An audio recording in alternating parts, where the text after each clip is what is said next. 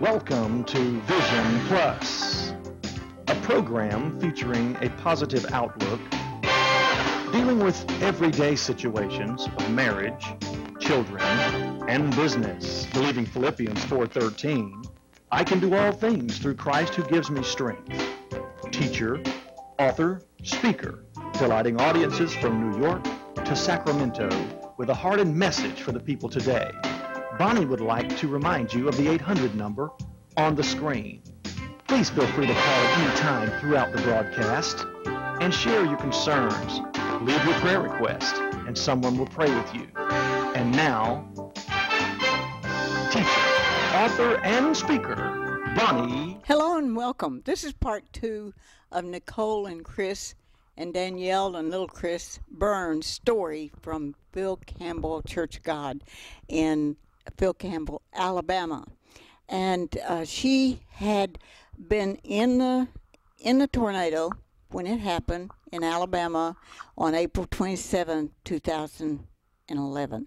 And we're going to start out with, may get to telling a little bit about what happened, but she was actually in the house that was destroyed, but God and Jesus Christ and the Holy Spirit kept them safe. And I want you to just tell a little bit about how the house was safe and the little triangle that the four of you were in that kept you alive. Well, we were in the hallway, and the two walls of the hallway, I don't remember it collapsing, the one wall collapsing over us. Chris, he remembers seeing it and hearing it. I just remember it kind of pressing on us a little bit, and it wasn't like just had fallen. There was a pressure behind it, so that wind was pressing it down. But we were in the hallway, and the heritage wall, the heritage shelf that was on one wall caught the other wall, and I had heard a message from an evangelist named Joe Sneed preach a message several years ago about laying up mercies from generation to generation. And so I created a heritage wall with pictures from, my parents, grandparents, Chris's parents, grandparents, and the long line of church planters and evangelists and so forth. So that shelf caught the wall and kept us from being crushed from the wall. But the outside of the house was completely gone. It stripped away, our bedroom and furniture. We've not been able to find very big pieces of our bedroom furniture, our dresser and an antique cedar wardrobe that it was my grandmother's, and it just splintered. And we have not been able to find anything of that. But the closet, bathroom was gone, everything. So. Well, Nicole, you know what? I think you're going to trust your daughter from now on. She said 2 minutes earlier or a few minutes earlier, we need to get to the shelter. Right. But you waited 2 minutes too long.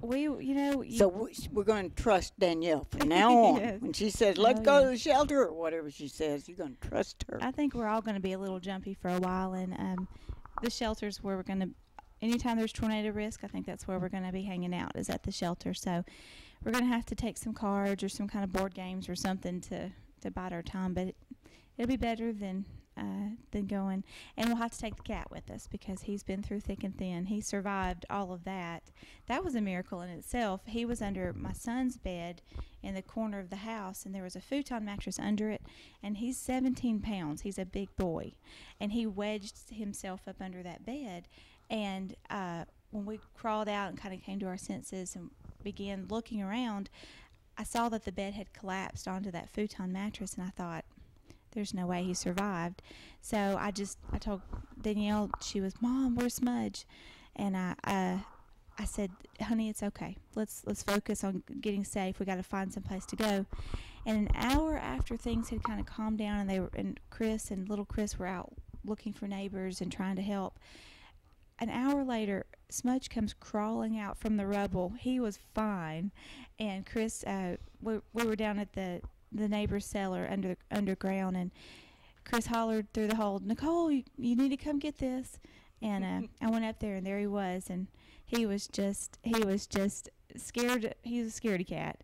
But Danielle grabbed hold of him, and she took care of him all night, and he took care of her, and he was her lifesaver that night. Yes, that was wonderful. Now, tell us about your T-shirt and what all's going on there.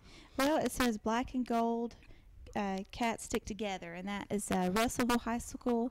They helped create this, and on the back it talks about all the cats. Russellville are cats. We're Phil Campbell High School is the Bobcats, and Hackleburg is cats also, and that's why the cats stick together. And I believe they're selling this as a fundraiser to help with tornado relief, because both Phil Campbell High School and Hackleburg High School were destroyed or heavily damaged. I think the Phil Campbell High School is going to have to be rebuilt. They're pushing for a 100% rebuild. So I think it's $6 for the T-shirt. Well, that's very inexpensive. Right, even $10 is $10. inexpensive for a T-shirt, especially the money. Most of the money will go to. Right, all the proceeds go to the tornado. Oh, really? The local tornado relief. Oh, that's great. Now, I've done TV shows there at Russellville, and there's a television station there that has several others around the country, and I used to drive there every week for that. So I guess they are possibly still there and doing some letting people know about what's going on from their standpoint, from the Christian standpoint. Now, you worked at WHNT, didn't you? I was at Channel 19 for 12 plus years, and I did some freelance work after I retired. I went to be a stay-at-home mom, and we bought a small farm in Tennessee, and I thought we were going to be farmers, and I realized that that's a lot of work. And I grew up on the farm, that is for sure. I've done horrible things. My mother sent me out in that heat to plant the peas, and my 4 brothers, and so I was so hot and sweaty, I dug a hole and put all the peas down in that one hole. I went back in the house. She said, you finished very early. She probably was looking out the window and saw me. About a week or 10 days, whatever, later, here came these hundreds of peas up in one little place. She made me get out there and do it all over again.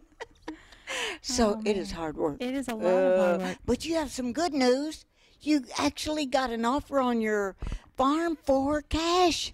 Yes. I mean, how many people in the world ever has that happen? So the Lord's taking care of you there, The Lord too. is taking care of us. He really is. He's provided everything that we've needed. So It's just so unbelievable. Why did you wanted to be a stay-at-home mom, but wasn't Chris working at Channel 19 also some? he did. He worked in the production side of Channel 19, and then left several years before I did, as he went to work for a government contractor, and the money was good. So That's right. Well, maybe saved up enough to have a little cushion for when you became pastors. How did that come about? Well, Of course, I'm not surprised with your mother and dad both pastors. So well, that was the reason why I told Chris I would never be a pastor's wife. I didn't want to do it. Never, never, never. But, when you finally stop running from God and you surrender, he puts things in your heart that you thought you would never do. And a year ago or so, over a year and a half ago, we started feeling a stirring of moving. We didn't know what we were moving into. We just said, okay, God, whatever you want for our lives. We've tried to figure it out, and it didn't turn out very good. So whatever you want for our lives. And we just started believing and trusting in him. And within a few months, he opened the doors, and we were introduced to this church that their pastor was retiring. And it was, I couldn't even explain, just going there that very first Sunday and meeting the people of Phil Campbell.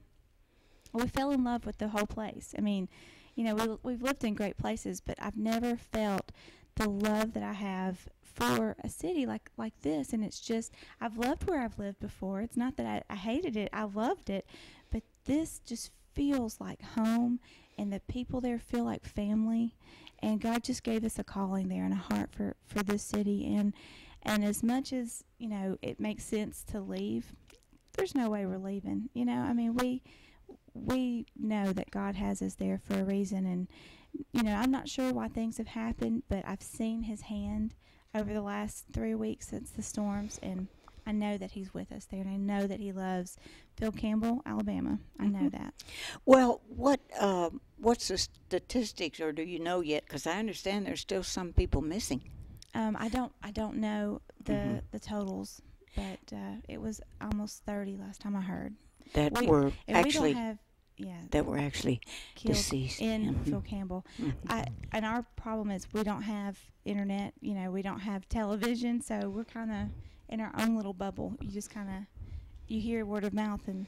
So we get to watch your husband and you on television, but you don't get to We've see not it. seen it. Not seen it. Well, you just go down and tell him, I got to have that videotape. Because he did an excellent job, and I know you guys have. It was And the in anointing. fact, they're following you as it was MSNBC. It's the NBC affiliate in Huntsville, the WAFF. But I understand some others, CNN. Oh, CNN picked up the feed. Yeah, it's been everywhere. This week actually we didn't realize how far stretched that our story has gone, and we got a little postcard and €5 from some lady in Germany. It was the coolest thing, and she wrote, my English is poor. We love you. We're praying for you. That's all she needs to say. It was just incredible. I remember the first book that we wrote, I guess the first one, Born Again Marriage, when the Lord put our marriage back together, and Tony got a call in the middle of the night, and it was a lady from Germany saying how it had helped her. So God has people alive everywhere. Mm-hmm. I was just watching recently on television about a guy from Gravette, Arkansas that's a pastor. And there were people from every inch of this universe that were there for their homecoming. Mm-hmm. So I just thought that was so neat. I love it when I just meet people all over the country that know the Lord and love the Lord. And I went to my nieces and sister-in-laws in Massachusetts, Connecticut and New York. We were a few places.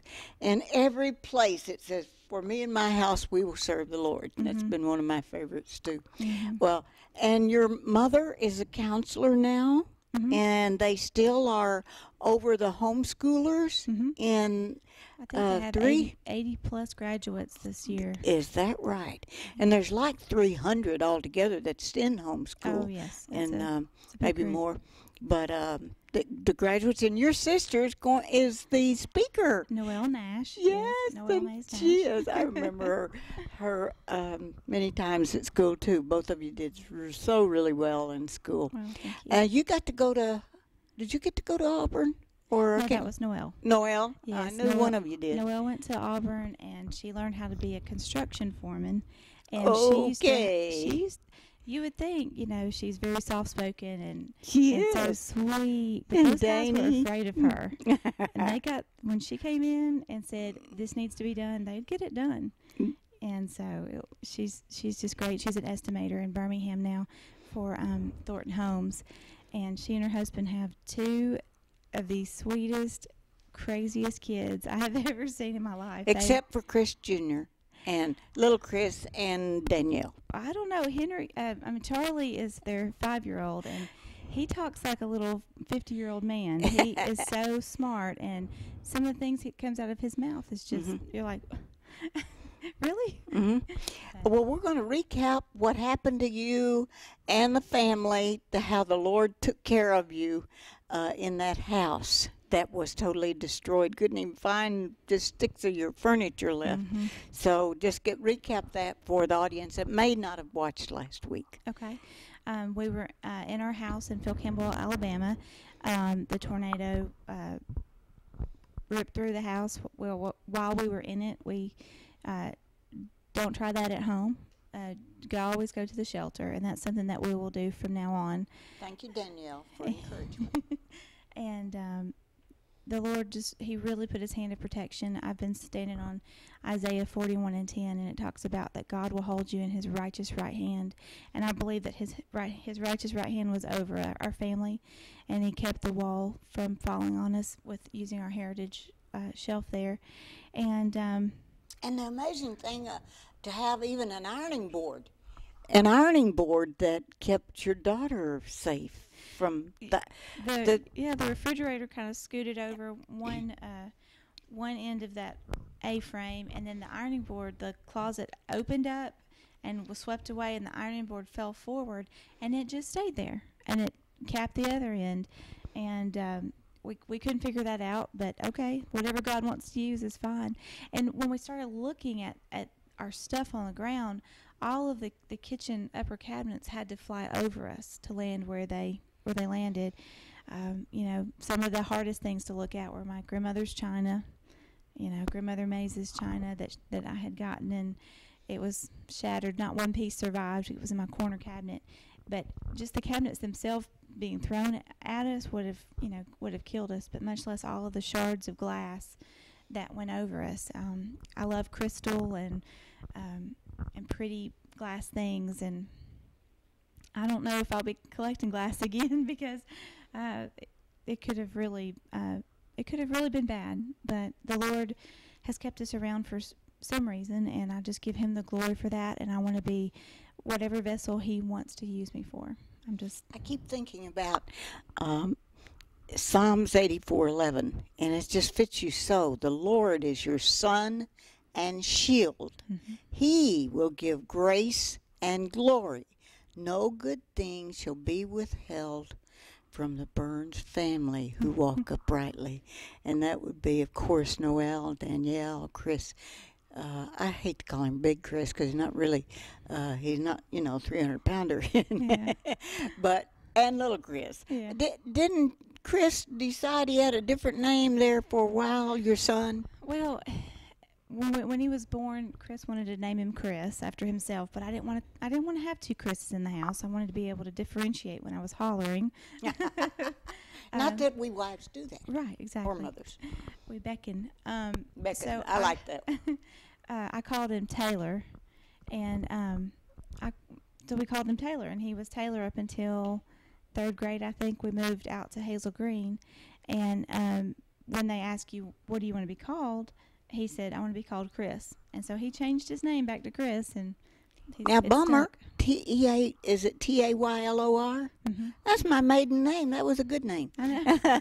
I know. He thought it was too girly, but it's oh, one of those, my goodness. It's one of those that are names. used for both, isn't it? Mm-hmm. Okay, now you have the Help Center now has become the Hope Center, mm-hmm. and you're going to have a 18-wheeler come in, and what you need now is freezers. And just a couple of freezers and bins. And the bins are like the big Rubbermaid bins. Right, that have a good ceiling top. Yes. Because people can put their rice and all kinds of things in it. As we store things in the warehouse, we need to keep it rodent free, so that we want to give out safe food. And so we're going to use that for storage, but we'd also, if we have an excess, we'd like to be able to pack up their groceries or their clothing and send them home with a bin. That way they've got storage also. Mm-hmm. And so that's what they need. If you'll get them to our house, we're going to be taking a truckload over there. She's going to fill up her van with whatever she can, that the neighbors and our granddaughter, who was in an apartment, now she moved back home for a moment. We call her the Boomerang Kid. And, she finished one college, getting ready to go another one. And so if you have any or want to go to Walmart or wherever and get some of those bins, mm-hmm. and then, or if you have an extra freezer you could allow them to have, that'd be great. Or if you just want to make a donation to get a freezer or toward the freezer, that'd be wonderful. And it will be taken to Phil Campbell, Alabama. And if you want us to help you do that, we will be glad to. Tony's took off from work today, and he's going to help us tomorrow delivering some things over there. So you'll get them to us. We will here in the village of Providence, 29 Braxton Street. We'll be happy to take them over there for you. Well, I think that is exciting, what all's going on, and in the sense that you were saved and safe. And what about the families of those 30 that were killed there? How are they doing? And do you have counseling for them? There is counseling. The city has done a phenomenal job. The schools have done a great job. The high school, we were very fortunate. We didn't have any loss of students, but the elementary lost at least 2 students and a teacher. They've been really great about bringing in counselors. There's been counseling available at the command center, which is now in City Hall. So, and there's a lot of churches that have come in and set up counseling also. So people are And your talking. mother's a counselor. Mhm. She probably has helped. She's definitely been over and helped, and wants to come back. And I told my mom the other day on the phone, I said, I think it's going to be summer really that's going to hit the hardest, because the kids will be out of school, and as we're trying to find a new normal, what do? You're stuck with nothing to do, and so that's when we're going to kind of have to be creative, is this summer. Well, maybe you can get, for the little kids, some tree houses built, and some things that are for them, slides and swings, and maybe people will find a place they could put a playground. Is there any space that could be cleaned off for a playground? I'm sure there is. I believe the elementary school still has the playground. I'm not sure how much damage. Was it damaged? No. Okay. I was trying to get the word from my daughter Danielle. I don't understand her sign language though, so I'm not really sure. The gym. They've got the gym, but not the outdoor playground. Well, we just have to put the swings in there and get some window air conditioners or whatever it takes. Right. But it was a strange thing, but seeing the people from all over the country. One thing that I hated so bad was the next day there were looters.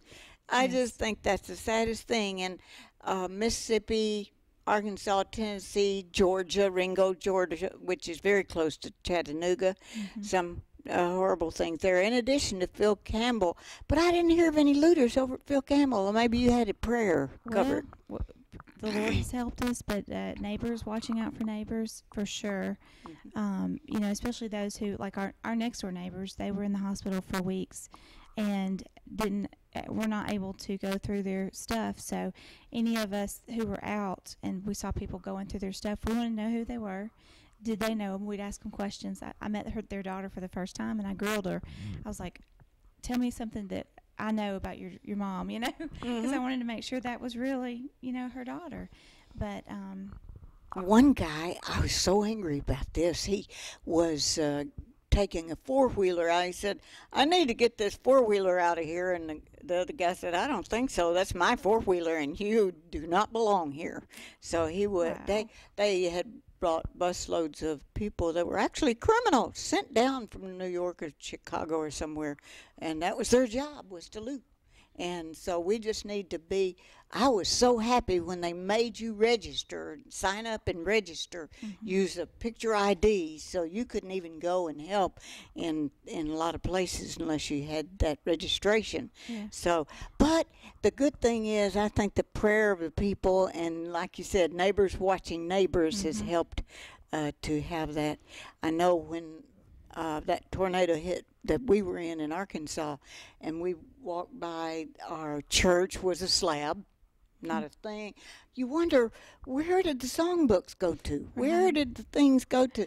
My daughter was in a high school, and she had been an old colonial mansion with posts, and it was so beautiful, and it was no longer there. So she had to go through graduation at the fairground. They had where they had the animals. That's where. What about the graduations here? Have they had to go ahead through graduation? Their graduation is next week. So next week, it's gonna happen. Yeah, I know some schools are not making them go take their final test. They're just averaging what they'd already made. Well, they have changed the exam rules, the exemption rules, but those who need to take the exams will be taking the exams. My son can attest to that. My daughter, though, Miss Smarty Pants, she got to exempt, so she's out early. Yeah, she loved that. I saw that arm going up like that. But that's good. That teaches us, boy, we need to stay on top of our class schoolwork all the time. Yes. Don't we? You do. You never know when it comes in handy there. Your mother said in the email to me, as I said, we knew each other a couple of decades, she said, Bonnie, keep getting the word out because you never know when it will be over. And Ashley's in the other room now we call our media room, which is just a bedroom that we have crammed full of stuff, of computers and printers and so forth. And she's getting them more like your program will be on the internet, in addition to the cable. Channel 8, 3 o'clock. Channel 3 at 8 o'clock at this rate on Comcast, which is in other cities too, other Comcasts and around the country, but also on the internet. So people or if you just like a DVD you want to send to someone, you can let us know, because Tony's getting really good at look at his face. Yeah, so that we can send out some DVDs, and we'll be happy to do that, so that you can let other people know around the country about our sweet precious Nicole and Chris Burns and Danielle and little Christopher Taylor Burns. I'll have to keep saying, I'm going to call him Taylor when I see him. Okay. He'll answer. Third grade. So what I hear you saying is, number one, buy the T-shirts of all the cats. Right. Russellville Where High can School. they go buy those T-shirts to help the cats? I believe Russellville High School. I believe is what I've heard. And they can let you know. Give your website again. It's philcampbellcog.com. And so you can leave a message there. And There's an email address for Chris, pastor at philcampbellcog.com, and his cell phone number's on there also. great. And so they can do that. And if they came into the Hope Center in Phil Campbell, where is it located? It's right there on the church slab. It is 3174 College Road. It's at the corner of Highway 237 and College Road. And now the beat up van is kind of our sign. That'll work. And also, you can look on the map. Phil Campbell is not real far from Russellville. Right. It's about 10 miles south of Russellville. And so we're glad that you joined us. And if you want to know more, you can read. I'm sure her story will be everywhere. In fact, they're doing a 1-year documentary and following them on that. I'm so happy for her. That's Nicole and Chris and Danielle and little Chris Burns.